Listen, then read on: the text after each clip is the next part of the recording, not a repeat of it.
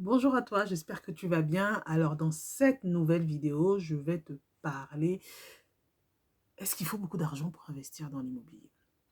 Je vais te parler de croyances, je vais te parler de fausses croyances, de fausses idées qu'on a par rapport à l'investissement immobilier.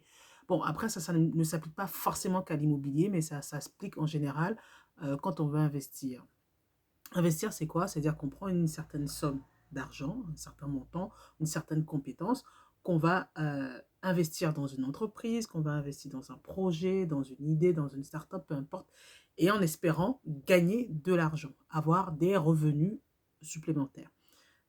Souvent, dans l'immobilier, j'entends souvent quand j'aide les personnes à investir ou alors les personnes qui viennent, solliciter des informations auprès de moi, me dire: «Ah oui, mais c'est vrai que quand on veut investir de façon générale ou investir dans l'immobilier, il faut beaucoup, beaucoup d'argent» et c'est vrai que il y a beaucoup de personnes qui croient ça et qui restent bloquées et qui ne font jamais, qui ne passent jamais à l'action, qui ne font jamais d'investissement parce qu'elles se disent: «Ah, il faut être riche pour investir, il faut beaucoup d'argent, je n'ai pas l'argent, donc c'est pas la peine de commencer».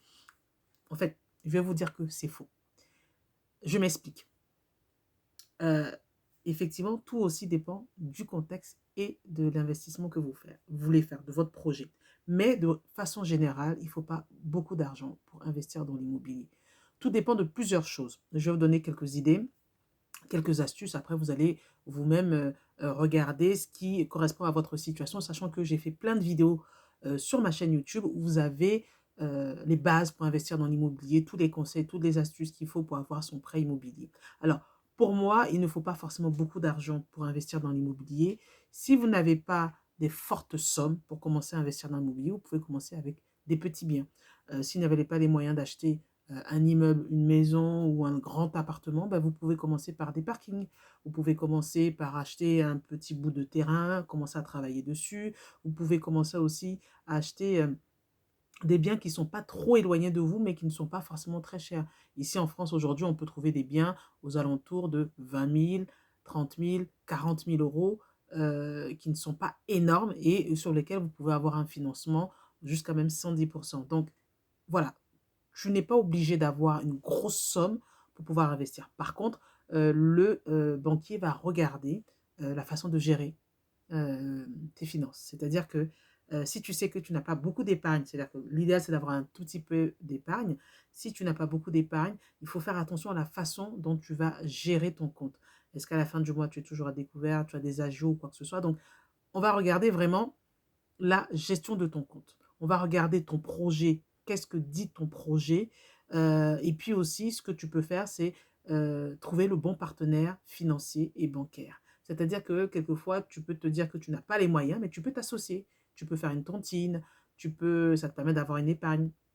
Tu peux faire aussi une SC, c'est une société civile immobilière qui permet à partir de 2 personnes de pouvoir investir dans un pot commun, donc investir dans l'immobilier. Donc il y a toujours une solution pour pouvoir investir. Donc ne reste pas bloqué sur ces préjugés-là, sur ces fausses croyances de l'immobilier qui veut faire croire qu'il faut beaucoup d'argent pour investir.